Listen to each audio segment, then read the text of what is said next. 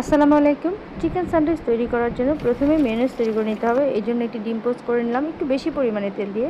তেল সহ একটি মিক্সচারে ডিম পোস্টটি নিয়ে নিয়েছি, সাথে কাঁচামরিচ, পেঁয়াজ, গোলমরিচের গুঁড়া, চিনি, সামান্য লবণ এবং সামান্য পানি সহ মিক্সচারে মিক্সড করে নিলাম। তো রেডি হয়ে গেল আমার মেয়োনেজ। এই মেয়োনেজটা খেতে কিন্তু অসম্ভব মজার।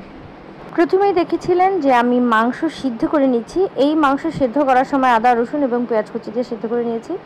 এখন কিছু শসা কুচি করে নিলাম এবং সেগুলো রস আলাদা করে এই মাংসর সাথে মিক্সড করে নিচ্ছি। সাথে দিয়ে দিচ্ছি একটু আগে তৈরি করে নেওয়া আমার মেয়োনেজ।